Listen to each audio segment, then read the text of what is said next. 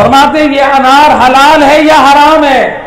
कहता है यब्न रसूलिल्लाह लौ फलक हाज़र रुम्माना, अगर आप इस अनार के 2 टुकड़े करें और आधे के बारे में फरमाए हाज़ा हलालन, आधे के बारे में फरमाए वह हाज़ा हरामुन, ये आधा हलाल है ये आधा हराम है, आपकी इस्मत की कसम मैं गवाही देता हूं, जो आपने हलाल कहा वही हलाल है, जो आपने हराम कहा वही हराम है।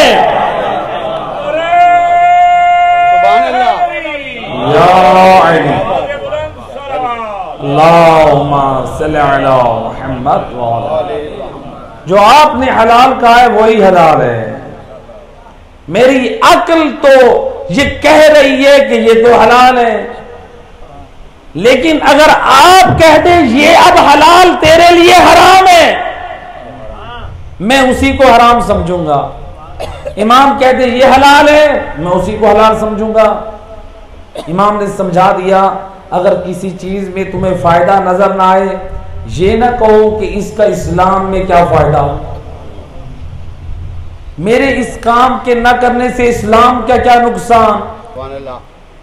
इमाम यही समझाना चाहते हैं कि जब हमने हलाल कहा है तो हलाल, ये ना कहो जो आमतौर पे एक फिक्र है, बाद लोग कहते हैं कि हमारी दाढ़ी रखने से इस्लाम को क्या फायदा। आपको फायदा नहीं नजर आ रहा, आपके वारिस कह रहे हैं। बाद लोग ये भी कहते हैं मौलाना कुरान में हमें दाढ़ी दिखाएं। मैं कहता हूं क्या तू 14 को कुरान नहीं मानता?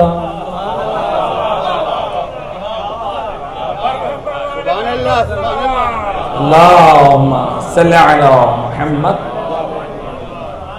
वो तो अमली कुरान है। किसी ने पर्दा सजाया है तो किसी ने दाढ़ी को।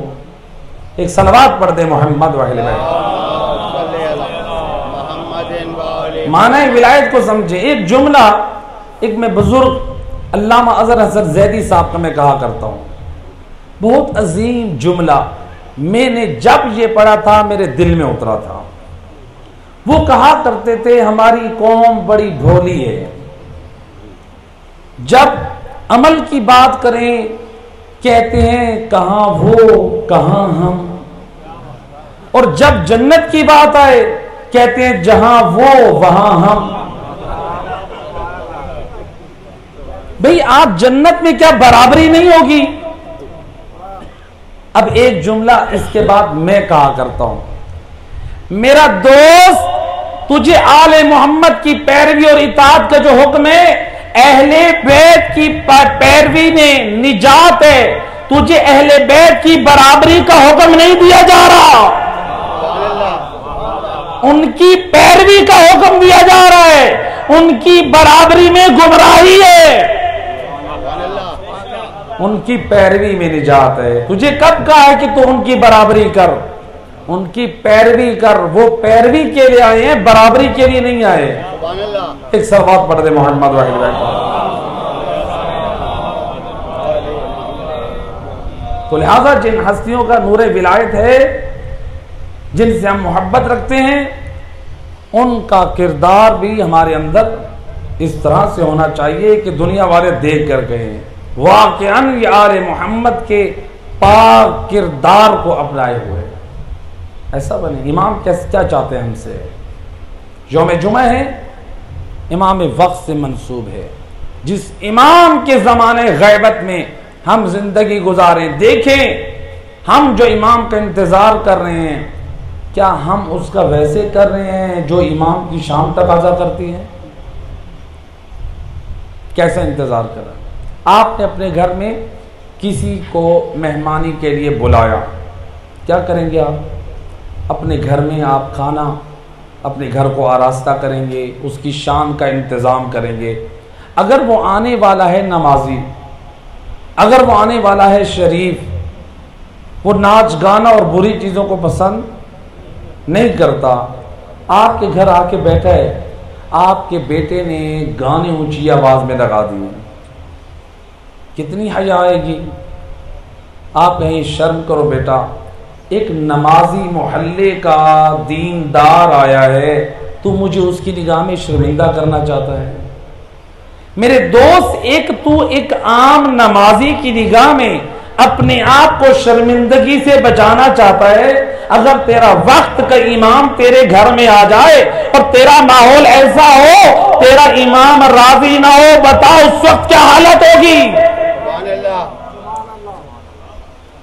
इमाम की शर्मिंदगी से अपने आप को बचा। रिवायत है, शेख अब्बास कुम्मी और मुहद्दिस नूरी ने इस रिवायत को नकल किया है कि इमाम ज़मा अलैहिस्सलाम के खसाइस में से है कि जब इमाम ज़हूर फरमाएंगे, हर उस 20 साला नौजवान की गर्दन को भी उड़ाएंगे जो अहकाम शरी से ना वाकिफ होगा। क्यों? इसलिए कि वो अहकाम की मुखालफत क्या है, यानी आपको नमाज सही नहीं आती। जिसको अहकाम नहीं आते उसका रोजा सही नहीं है, जिसके अहकाम सही नहीं है उसका हज सही नहीं है। ऐसे कि नहीं है। जब हम नजफ अशरफ में थे, वहां पर पाकिस्तान पंजाब से एक बहुत बड़ा काफिला नजफ अशरफ पहुंचा।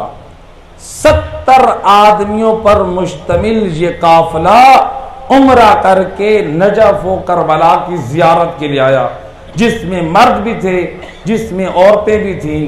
मालूम हुआ ये जो काफिला आया है, इनमें से किसी ने भी तवाफ निसा को अंजाम नहीं दिया।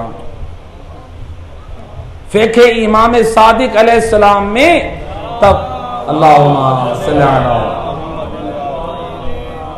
इमाम में तवाफ निसा वाजिब है। अगर तवाफ निसा नहीं किया, औरत के लिए मर्द के साथ ताल्लुक जायज नहीं है, और जो औरत है उसके लिए मर्द के साथ ताल्लुक जायज नहीं है। यानी चाहे वो कुंवारी लड़की भी हो, तब भी तवाफ निसा वाजिब है। लिहाजा अब ये क्या था, इस अमल में गफलत क्यों हुई? ये एक ही रीजन सामने आता है, वो है उलमा से दूरी। मेरे दोस्त, अगर उलमा के करीब नहीं रहेंगे तो फिर हम दीन कैसे सीखेंगे? फिर हम कुरान को कैसे समझेंगे? उलमा की जरूरत है। आप कोई छोटा सा मोबाइल आपके घर, आपके हाथ में है, मसलन 3000 की मालियत रखने वाला मोबाइल हो, कभी तो आपने पेचकस उठा के उसको ठीक नहीं किया, आप ले जाते हैं मैकेनिक के पास, जो उसका स्पेशलिस्ट है वही ठीक करे। आपको 3000 की चीज से इतना प्यार है, जिस दीन को बचाने के लिए हुसैन ने करबला में कुंबा कुर्बान कर दिया, उसको सीखने के लिए हमारे पास वक्त नहीं है। उसकी अजमत का हमारे पास कोई ख्याल नहीं है। 3000 की चीज से मोहब्बत है, दीन से मोहब्बत नहीं है, कुरान से मोहब्बत नहीं है। वक्त निकाल और दीन आले मोहम्मद को सीख। हमारे एक दोस्त थे, वो हमें ये वाक़या सुना रहे थे। ये दूरी का, दीन से दूरी का नतीजा है, उलमा से दूरी का नतीजा। बता रहे थे कि किबला एक वालिद परेशान भी है और वो अब शर्मिंदा भी है। अब शर्मिंदा होने का क्या फायदा है? कहा दुबई में ये फैमिली रहती थी, पाकिस्तान के नामवर बड़े बड़े खुताबा वहां मजलिस पढ़ने के लिए आते थे, लेकिन उलमा कभी उस दरवाजे पे नहीं गए। ये फैमिली अमेरिका शिफ्ट हुई, वहां पर फिर गैरों के हाथों में ये बच्चा आया। उन्होंने कहा कि देखो, मजहब शिया में तो कोई नमाज नहीं है, वहां पर तो कोई रोजा नहीं है।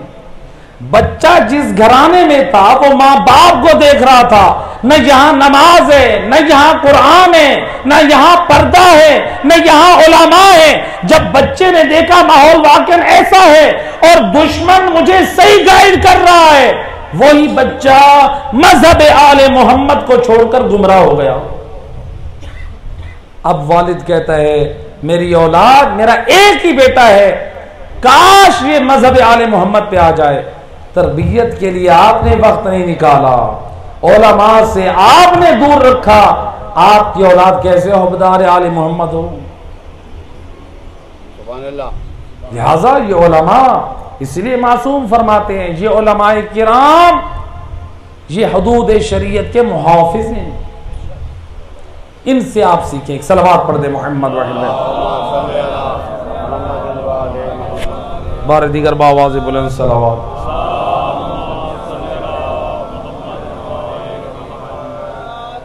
उलमा सैयद और रसूल क्या फरमाते हैं, रसूलुल्लाह लिसान वही से फरमाते हैं जो शख्स एक मसला शरई किसी आलिम दीन से मालूम करता है, परवरदिगार उसके बदन में तमाम बालों की मिक़दार